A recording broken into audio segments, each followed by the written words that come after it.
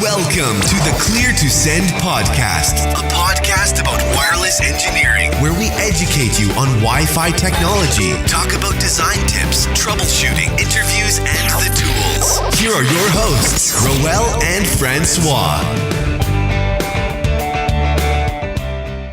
Today's show is brought to you by Audible. Audible is offering our listeners a free audiobook with a 30-day trial membership. Just go to audibletrial.com/clear2send and browse the fantastic selection of audio programs. Download a title free and start listening. It's that easy. Again, go to audibletrial.com/clear2send.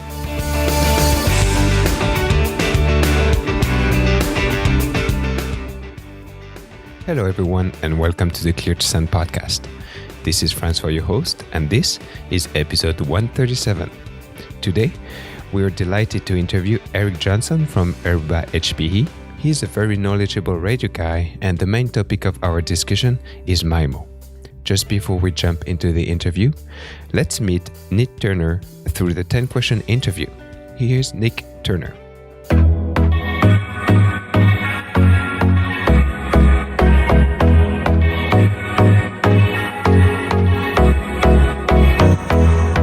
What's your name?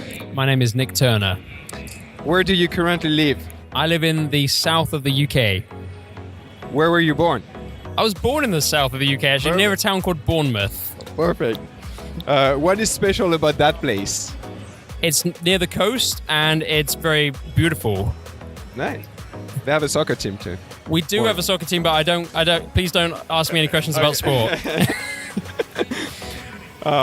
What is your job? I work for Ekahau as an Ekahau evangelist. Okay, that's a nice title. Why did you decide to do the work you're doing now? I started working for a WISP in Canada and really enjoyed the world of wireless. So I decided to take that further, and now I work for Ekahau. Nice. What would you do if you were not doing Wi-Fi? I would probably still go back and plant trees. Okay. What could you give a 40 minutes presentation on with absolutely no preparation? You name the topic. Paper clips, custom report templates. Okay. I mean, I'm pretty comfortable with that. I know you would. What is something you think everyone should do at least once in their lives? Do a season of tree planting. Okay, yeah, that's interesting. What do you think your job would look like in 10 years? Oh, I think all the jobs in the world of wireless are going to look very different in another 10 years. That's why I came up with this question. Yeah, I guess.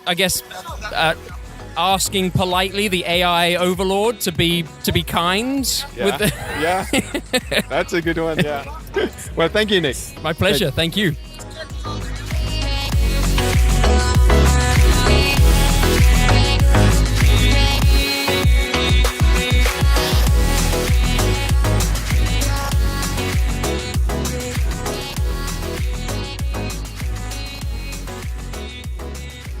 I'm here this week with Eric Johnson. Hi, Eric. How are you? I'm very good, thanks.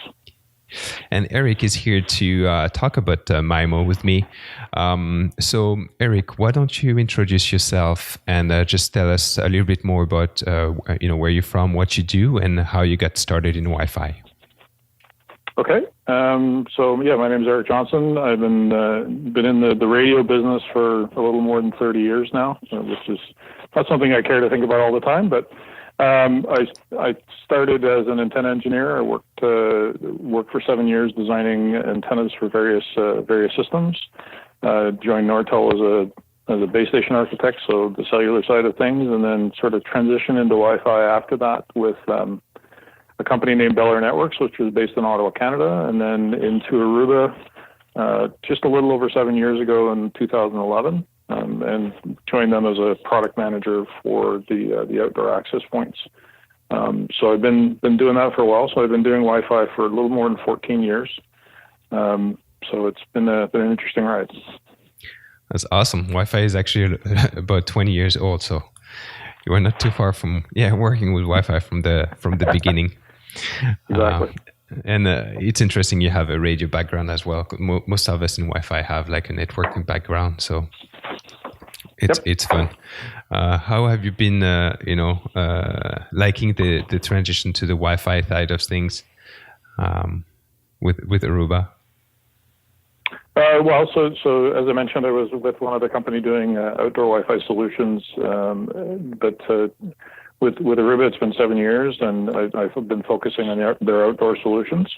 In that time, one of my ambitions when I graduated university many years ago was as a radio engineer was to take some time to understand how the digital processing side of things worked. And so, my experience with Mimo has sort of been self-taught as the technology has been emerging, and I've been able to get fairly far in that effort.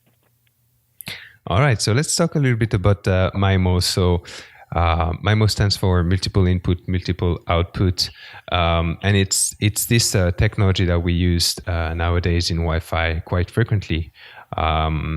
And it's not as easy as to understand as it is. And so we just wanted to have this discussion about Mimo today. So let's start with the history of Mimo.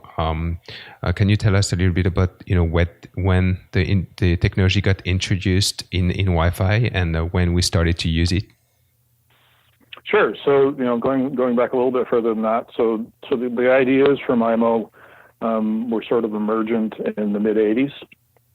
There was work at AT&T Labs. There was also at Stanford University and a number of other leading academic institutions. The idea was that this multipath thing that we had to deal with 11A and 11G and 11B before that was creating problems. But the researchers at that time sort of figured out a way that they could take advantage of it. So the work originally was done more sort of focused on cellular. And then Wi-Fi picked it up, and as you indicate, introduced it into the 11N standard. And so that really transformed it. The 11N transition was really sort of revolutionary. It took us into a position where we went from tens of megabits per second to hundreds of megabits per second. And of course, Mimo remains a central part of almost all major communication systems today, whether they be licensed or unlicensed solutions. And it's a very powerful technique, and sort of really exploits the capabilities of digital signal processing, which have come of age with relatively low cost, very efficient compute. And so it continues, from 11N into 11AC, and it was also obviously a very important part of 11AX as well. Yeah, and with 11AC Wave 2, they even introduced multi-user MIMO. We can talk about that later. We will. But, so if you were to just introduce the technology in like 2 sentences or 2 paragraphs to someone that doesn't know anything about MIMO, what would you say? Sure. So if you go from a simple system where you were running, 2 radios with 1 antenna on each, this was a SISO system, single in, single out.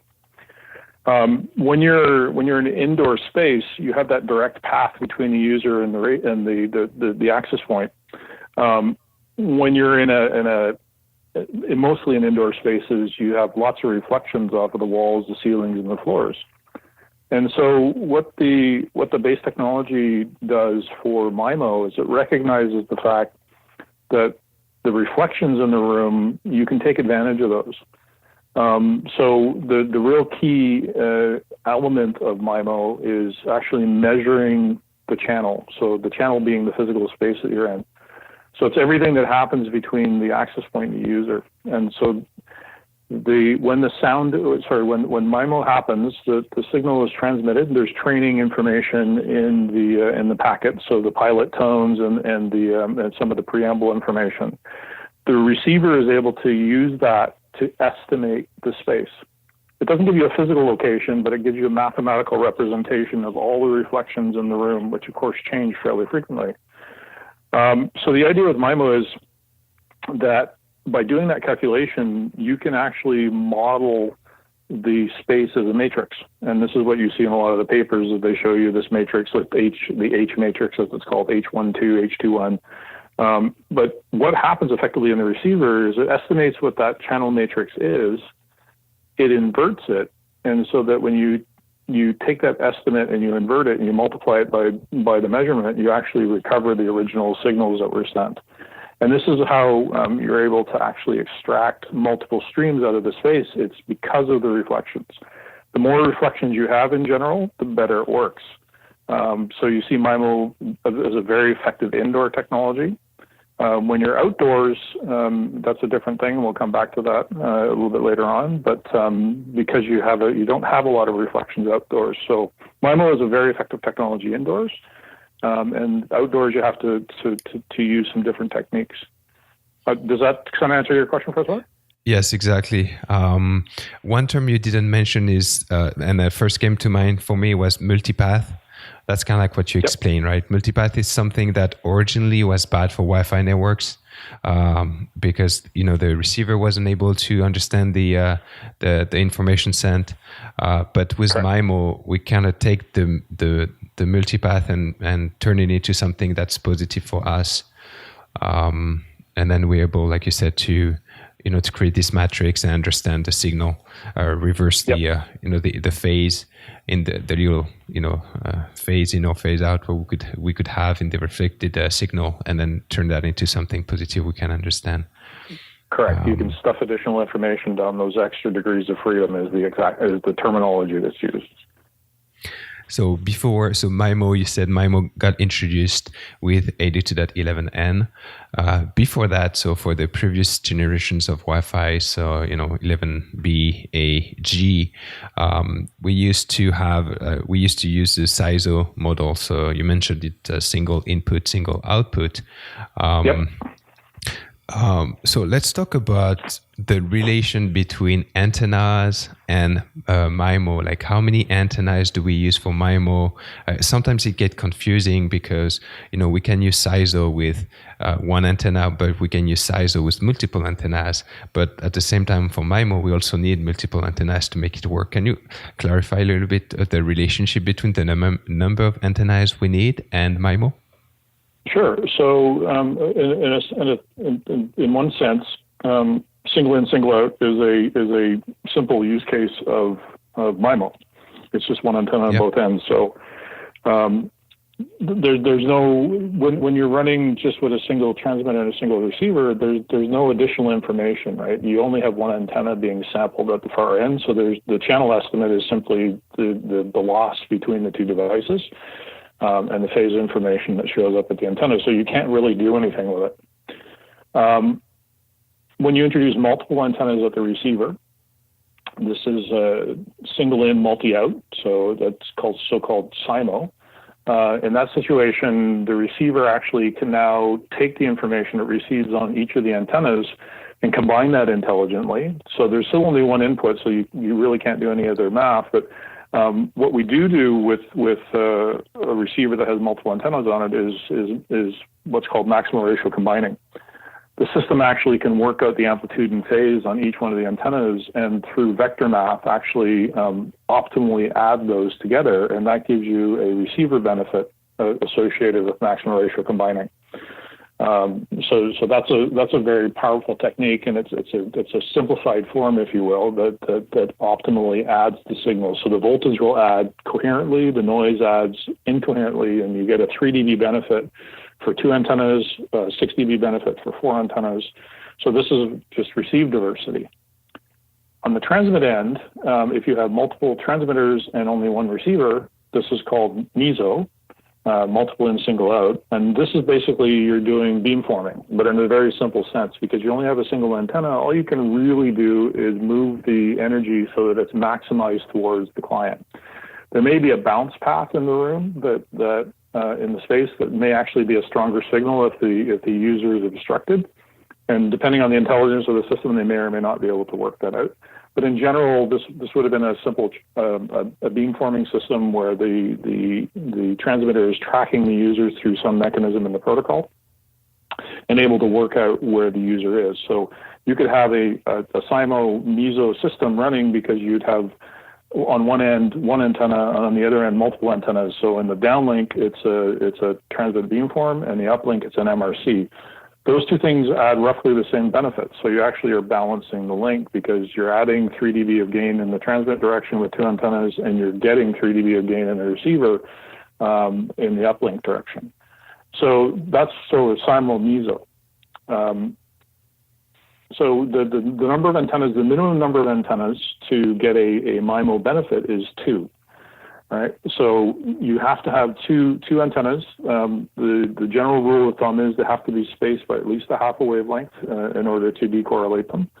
And then what happens is that you then have to look at all the bounce paths in the room. So obviously the direct path between the access point and the client is a very significant one.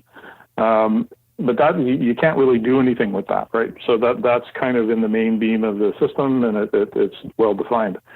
But if there's energy coming in from the sides, you can manipulate the transmit antenna or manipulate the information of the receiver, and you can actually now differentiate two different streams of information by processing both the direct path and the reflected paths. So at least two antennas are needed. The MIMO order, or the amount of data you can push through is restricted by the number of receive antennas. It's the minimum number of antennas at the two ends. So if you have 3 transmitters and 2 receivers, or 2 transmitters and 3 receivers, you can only push 2 streams through because it's the minimum of the transmit and receive antennas. But MIMO will operate with as few as 2 antennas at both ends. And obviously, as you increase the number of antennas, the minima of the 2 sides, so your transmitter or receiver, will determine how many streams you can push over the air. Okay, and this is what we see in the typical MIMO, naming convention we see in data sheets. Like when we buy an AP, we'll see like 4x4 colon 3. So this means it's using 4 antenna to receive, 4 antenna to transmit, and then it can support up to 3 spatial streams. Yeah. So the normal nomenclature is X by X, and then you'll see colon Y, right? So X by X is exactly the number of transmitter and receivers. So that refers to the physical hardware on the board in terms of the number of paths that are being processed in the access point. And then after the colon is the number of streams that can be handled. So when you're talking about a single in, single out system, a single user MIMO system, typically the number of streams is equal to the number of antennas on an access point. You can't get odd arrangements. Go ahead. No, I was going to say, and obviously it depends on what the client device can support as well, right? Correct. Absolutely. So if you only have a client with 2 antennas on it, if you've got a 4x4 access point, it actually will do what's called CDD, cyclic shift diversity, or cyclic delay diversity. And it will take the 2 streams and spread it across the 4 antennas, and then send those 2 streams over the air, and the client will then do the math to estimate the channel. The extra information in the channel still provides a benefit because you have 2 antennas on the transmitter, which are sending one stream, the other 2 antennas are sending the other stream. But there's a little bit of work done at the access point to help the client device separate those 2 streams. So you do get a benefit with having more antennas at the transmitter than at the receiver. You get a stronger benefit in the uplink because now you are sending 2 streams from the client, but you're able to receive them on 4 antennas. So you actually have extra information on the AP to help receive the client better. And given that clients typically transmit less power than an access point does, that's a benefit as well because that helps to reinforce the uplink and make that link more robust. Yeah. Okay, so it does. You do have a little bit of a benefit if you use 4 antennas. There's some more subtle stuff that goes on with that, but basically your ability to support so for example, if you're trying to transmit 2 streams, 2 antennas is the absolute minimum. When you go to 4 antennas, the link will be more robust. If you go to 8 antennas, it will be even more robust because you're adding degrees of freedom, and you're able to translate those degrees of freedom into additional capacity. So if you're going to go from, say, 100 megabits per second to 120 megabits per second, if you have a 2 antenna to a 4 antenna system. And it gets better because you're spreading the information over more paths to the client. And so it makes a more robust channel, and you'll also avoid getting a deep fade on one of the antennas if you're distributing that antenna, distributing the energy across the AP. Okay, so let's say you have a client device that only has one antenna. So in this case, if the AP is transmitting to this device, it will be using MISO, right? Multiple input, single That's output. Right. Okay. Yeah. So what it does in that case, the AP will typically operate in CDD mode or CSD mode, cyclic play or cyclic shift, and so it distributes the energy across all of the antennas. So all of the antennas on the AP are active, and they have physical space between them. And then there's also a time delay introduced to avoid, you actually are avoiding beamforming because there's no feedback in the system you described. And what that does then is it lights up all the paths in the space. So you want the antennas on the access point to actually be very simple, and you want to light up every reflection path in the room. And then what that'll do in the very simple case that you just described, it will keep the system from creating a very deep fade, so where you have a drop in signal, because an example I like to use is that most people are familiar with, although I'm dating myself somewhat, is if you're sitting in a vehicle and you're listening to a weak FM radio station, so some people still listen to radio, when you're sitting at a light, and you'll notice that as you let your car slowly roll forward as you're waiting for the light to change, you'll notice that the signal will get worse, and then it gets better. So this is what's called a Rayleigh fading environment, where you've got reflections coming from every direction, and they're adding and subtracting roughly about every half wavelength. You get these nulls. And so what you're doing by spreading the information across the antennas on the AP is you're making it so even if one of the antennas is creating a null at the client, the other ones won't. And so you're changing the statistics of the channel to make it more robust, even for this case where you have a single antenna on the client. Okay, yeah. And, like in today's environments, we do see a lot of clients supporting 2 streams, but we also see, 1 stream client devices. Of course, yes. Yeah, absolutely. So I think there's a lot of those communications going around, especially with cheaper, smartphones, cheaper tablets. Yep.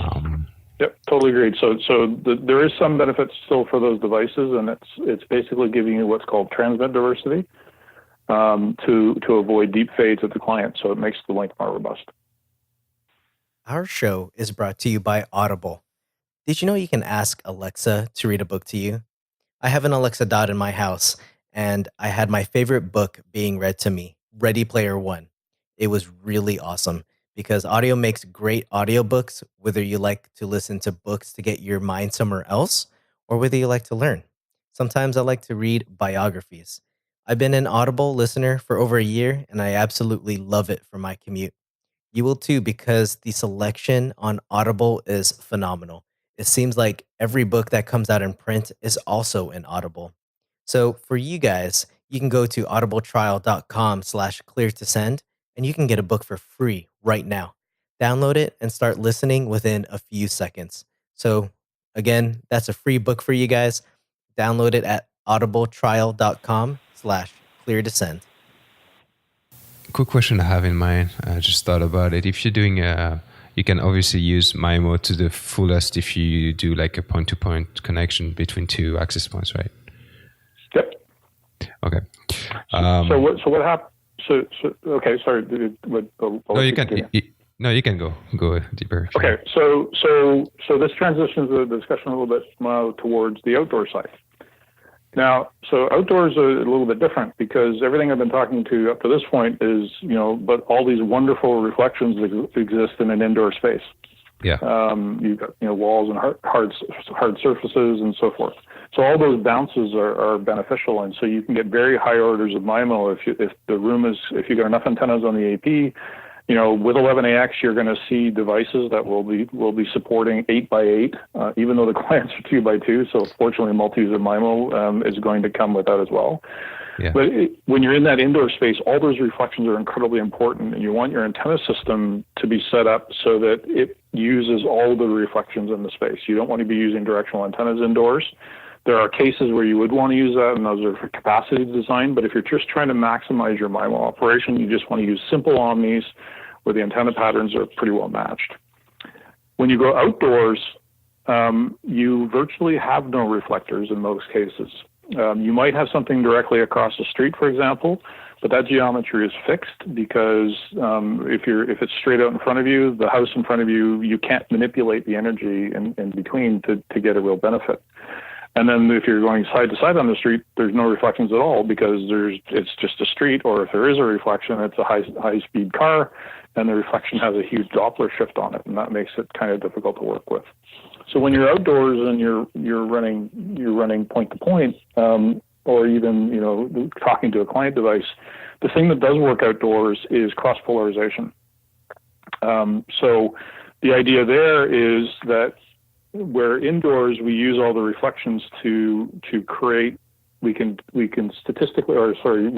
by signal processing we can divide the channels up into the individual streams.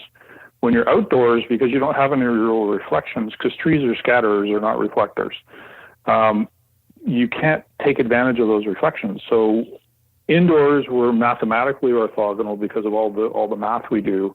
And when you invert a matrix, you're actually creating an orthogonal system. But when you're outdoors, the only thing that you can really do that's orthogonal is actually use a cross-polarized antenna. So there, in that case, you have a vertically and horizontally polarized wave, and they are mathematically orthogonal because the waves move in the vertical direction and the horizontal direction. That can also be plus minus 45. So when you're outdoors, all you can really do with MIMO is you can get 2x2 running. If you get, you'll find that at very short distances, you can sometimes get maybe a third stream running. But in general, outdoors, you're restricted to 2x2 operation, and you have to use cross-polarized antennas. If you're using vertical polarized antennas at both ends, there's too much crosstalk. The system can't separate the channels because there's no additional reflections where the extra information comes from. So outdoors, you're talking about 2x2 systems using cross-pol, and that gives you the best result. Okay, so at this point, like if let's say you design an outdoor AP, because you're very familiar with that, would you design like a 4x4x4 outdoor AP, or it doesn't really make sense?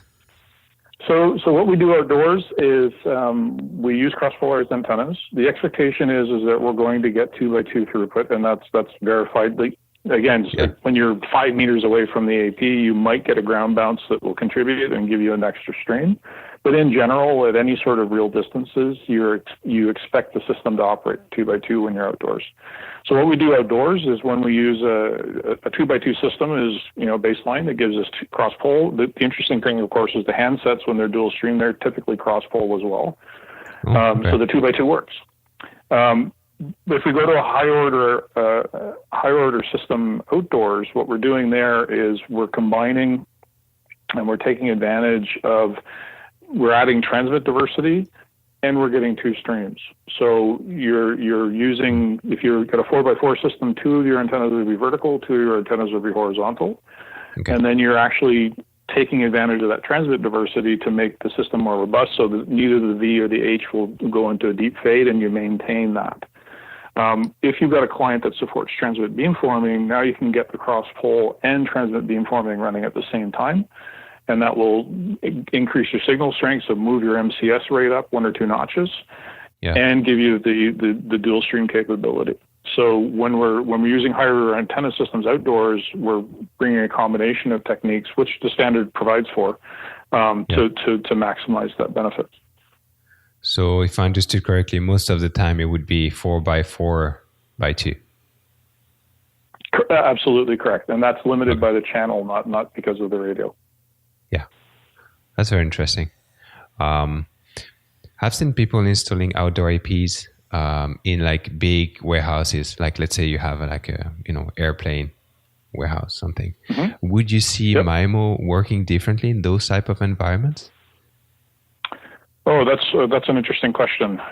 So the MIMO, all of the stuff we've been discussing up to this point is, sort of remembering that the standards community has been very focused on residential use and that type of thing. That's really the primary use case that the Wi-Fi Alliance sits down and IEEE when they're designing. Warehousing and so forth, they have different problems in a warehouse. One of the things, so we'll talk about warehouses first, and then an aircraft is another use case. So in a warehouse, your design challenges are not necessarily capacity in that situation. Getting a gigabit per second delivered to an endpoint device is probably not your primary concern. Coverage is more. So in a warehouse, you're designing for roaming. You want to have really well-behaved power distribution on the floor, so that if, for example, in an automated warehouse, the handoff boundaries between clients, or as a robot moves through the space, for example, it's only going to do a single handoff as it moves underneath an access point, and your antenna pattern is actually really important. We would typically recommend using a directional antenna. Because an omni antenna on the ceiling of a warehouse, of course, all you're doing there is lighting up the walls of the warehouse. Your users are underneath you, and they're typically 60 to 80 feet away, or 20 to 30 meters away. So we would use a directional antenna with a very well-defined antenna pattern, so that you get really good handoff characteristics. So it's clear that when you're under that access point, there's no ambiguity about which device you should be connected to. So in that case, we would expect, because it's directional again, and because of the fact that we're somewhat defeating the reflections, and the warehouse space itself hides all the reflections because the side walls are obstructed by the shelving, we would expect 2x2 inside, and we would typically again use cross-polarized antennas to give a robust link to a robot or to a handheld doing scanning on the shelves, that type of thing. In an aircraft, you definitely get MIMO. Because you have this lovely metal skin and lots of hard surfaces, so it is an indoor space, and Aruba is one of the primary providers for aircraft solutions today. And so, we see 4x4 access points being deployed in aircraft to full effect. Okay. So at this point, you might have a use case for a more rugged access point, but with a MIMO, like the full MIMO capabilities. Absolutely correct. Yeah. So the primary, one of the big reasons that you would put an outdoor access point into a warehouse, for example, is warehouses tend to be dirty. The biggest generator of dust in a warehouse is cardboard. So if you have an open Ethernet port, that's one thing. If you're handling machine parts and other things, you may have oil particulates in the air. Over time, an exposed interface will become fouled with just all the gunk in the air, if you will. So it's just to give you a more robust solution. Yeah, I've also seen temperature issues in warehouses. So I've actually seen it on both. That's another issue, certainly in Canada as well. I was going to say I've seen it on both sides of the temperature spectrum. I've seen it access point getting too cold, and then access point being placed right under the ceiling and getting too warm in the summer. So yeah, exactly. So it's other factors in warehouses, not necessarily capacity. Yeah, exactly. Yeah. All right, so that's very interesting. So we got the idea of how MIMO can be beneficial to us outdoor. It's actually quite an interesting question, I think, and you've clarified it pretty well. Thank you. Let's move on to multi-user MIMO. So multi-user MIMO is the new new term. It got introduced with due to that 11 AC Wave 2. The standard introduced it only for downlink communications, so communications leaving the AP going towards the clients. And then with the new amendment coming up due to that 11 AX, we're expecting to see multi-user MIMO in both direction, downlink and uplink. So would you be able to just explain what it is, and then we can go from there? Okay, so before we get into multi-user MIMO, the first thing you need to talk about is actually transmit beamforming. That's part of the standard. Transmit beamforming and multi-user MIMO, in fact, are identical in terms of the mathematics that's being done. So it's easier to start with transmit beamforming. So transmit beamforming. So I talked about the space earlier, right? So transmit beamforming is kind of a lousy name. It's actually channel optimization, and the physical space being your channel. So we talked about before about all these reflections. We do coding at the access points on the pilot tones and in the preamble, and so that the client is able to build a channel estimate, right? And that's how it's able to separate the streams. After it takes the channel estimate, does the inverse, and multiplies it by the signal it receives, it can extract all the individual streams. Now, if that channel information is available at the access point can actually do all the heavy lifting to begin with. And so it will get, when it does a sounding process to a client, the client sends back what it measured, basically. It says, okay, this is what I heard from antenna 1, antenna 2, antenna 3, and antenna 4 from the access point. Here's the matrix. It compresses it and sends it back. And then the AP is able to process that. And instead of getting the client to do the estimate and then multiply it by the inverse, what the AP does is it multiplies the signal that it wants to send by the inverse initially, and then the inverse is applied to the channel. So now you're taking the inverse at the beginning, you're multiplying it by the channel, and you end up with the separated streams at the client device. So if you had a two-stream client, in fact, what you'd see is stream 1 would be maximized on antenna 1 of the client, and stream 2 would actually be nulled out right there. And stream 2 would be maximized on antenna 2 of the client, and stream 1 would be nulled out underneath antenna 2 on the client. So we're actually doing the heavy lifting at the AP. We're pre-multiplying or preconditioning the packet so that the channel will actually recreate each of the individual streams on each of the individual antennas on the client device. Now, when you think about that, I've just talked about a two-stream client device, but those two antennas could be on two physically separate devices. Right. So the sounding goes out over the channel. Each of the clients will respond back how it hears each of the antennas from the AP. Those sounding information get sent back to the AP. The AP processes the sounding from multiple clients now. It generates the inverse of the matrix for both clients at the same time and then pushes it through the channel. And what happens is by doing that, on client 1, it only gets stream 1. And stream 2 is nulled out underneath it. And on client 2, it gets stream 1 and stream 2. Sorry, it gets stream 2 and stream 1 is nulled out underneath it. So we're actually doing some really cool signal processing by using the sounding information to create a matrix at the AP. And then we're doing the inverse before we send it through the channel.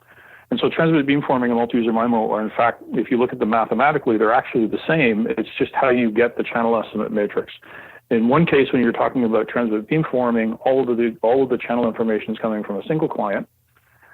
When you have multiple clients, you're getting effectively, a portion of the matrix from each one of the clients that you then assemble and then do a burst out to those clients over time. And the pairs or triplets of clients that you're selecting can actually change burst by burst. It then does a new matrix inverse for each burst, and it's able to isolate a particular stream for a particular user. And this is one of the reasons why the sounding has to happen fairly frequently, because as clients move, as the environment changes, you need to get updated information all the time, because the client only having one antenna, it actually doesn't have any way of processing out the interfering streams. So we have to get that information fairly frequently in order to be continuously updating the channel matrix information. And so there is some overhead associated with that with 11AC, and it's been one of the pitfalls with multi-user MIMO with 11AC on the downlink is the sounding overhead tends to accumulate over time. So that there is a point where it becomes less effective than sending single user, especially when you've got lots of users attached to a single AP. Yeah. So that's downlink multi-user MIMO. Go ahead. No, I was going to say you have, like, when you're explaining this processing of this process of TX beamforming, transmit beamforming.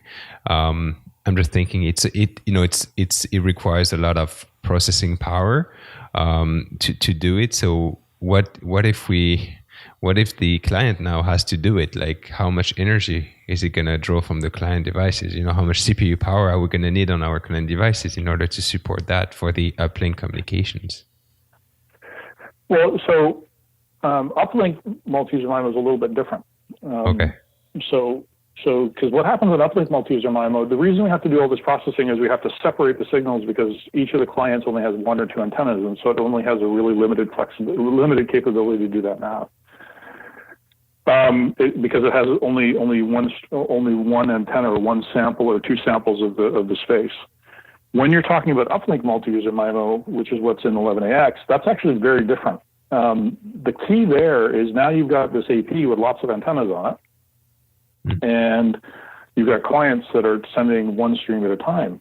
That's no different than having a client with 4 antennas on it and transmitting all 4 streams and having the AP do the math. On the uplink, it operates like regular MIMO. The key is that the clients have to be time synchronized.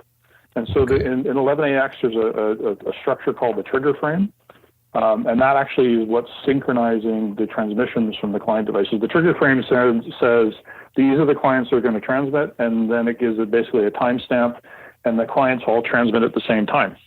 And if you think about what's coming back to the AP is I now have 4 streams that have gone through the channel, but the AP has 4 antennas on it. So it's actually able to do the math and isolate each of the streams the same way that a 4 antenna AP to a 4 antenna client would work. Right, so it's actually uplink multi-user MIMO is actually easier to do because there's no sounding required. The only thing that has to happen is they all have to transmit at the same time. The other aspect of 11AX that's interesting is with 11AC, when you did a sounding process, you could only be dealing with a single client at a time because your 11AC channel was, this user is using a 20 megahertz channel. It gets that packet, and when it's sending back the channel estimate information, it all has to happen in that same fat channel. With 11AX, when you have the population of 11AX clients, you can now do sounding in an 80 megahertz channel up to 37 users all at the same time, and they can all transmit back at exactly the same time. So this is where one of the efficiencies comes from with 11AX is that the sounding process can actually occur with a multiplicity of clients all at the same time. It's going to make multi-user MIMO much more effective, and that's in addition to the OFDMA that's part of 11AX. But it does make multi-user MIMO much more usable with 11AX because it reduces the overhead associated with the processing of the sounding. So we haven't really seen multi-user MIMO bringing any improvement in our networks with AC, but so what you're saying is that you're expecting to see improvement coming from multi-user MIMO with AX? Yeah, so it's interesting, right? Because multi-user MIMO is really sort of hidden from the end user. Even if your phone's doing it, you wouldn't necessarily be aware of it. Yeah. We do see in some of our networks that they're depending on the client population that there is in fact a measurable benefit associated with multi-user MIMO, but it is limited by the overhead. With 11AX, it will make multi-user MIMO much more effective when multi-user MIMO is engaged. The general rule of thumb in 11AX is that for packet sizes between up to 256 or 512 bytes, they're typically going to take advantage of the OFDMA construct in 11AX. Larger packets, if you're doing a file transfer, if you're sending a large email, they will use multi-user MIMO. And so the system will dynamically switch between OFDMA mode and transmit beamforming or multi-user MIMO mode over time. And because of the effectiveness of the sounding process, it means that there's the overhead associated with using multi-user MIMO is dramatically reduced. So it's actually kind of pulling the best pieces together and then figuring out a way how to cross leverage the two technologies to make multi-user MIMO more effective. That's very interesting. And then we have OFDMA coming up with a AX as well. So we could have OFDMA plus multi-user MIMO used at the same time too. Correct. Although right now they're two distinct modes, but yes, correct. From a digital signal processing perspective, you could actually have multi-user MIMO and OFDMA running at the same time. That's not expected to be part of 11AX chipsets in the first generation of parts. But of course, like every other good standard, now that 11AX is more or less released, the next one's already started, and that is anticipated to be a key point of that system. Because now you can not only slice it up in time, you can now transmit to multiple users all at the same time in each one of those time slices. So you now have a system that's crazy complex, but it is mathematically possible to do all that work, and it's just a matter of how much processing power you're carrying in your EP. And what I'm getting from it as well is, so you're saying like on the uplink side, all clients will have to transmit their packet at the same time. Correct. But I'm guessing like, client A won't know what client B is doing and won't know what client C is doing. So you guys like at on the AP side, you're going to have to trust that all clients send their packet at the same time.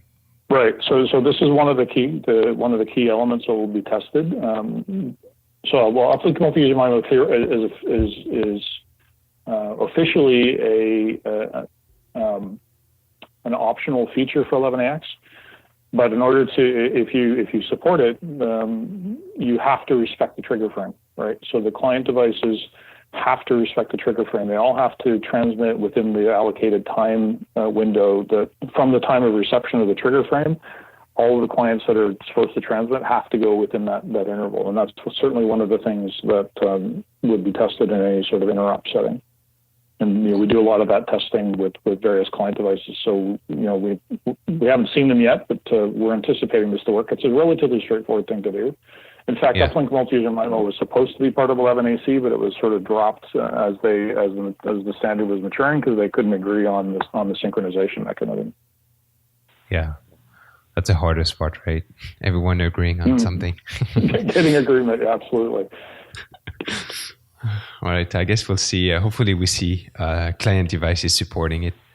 And anyway, the anticipation is that we will. Certainly the major client devices providers are all committing to providing it. So we're anticipating seeing pretty broad adoption in client devices. That's good news. That's good news for us.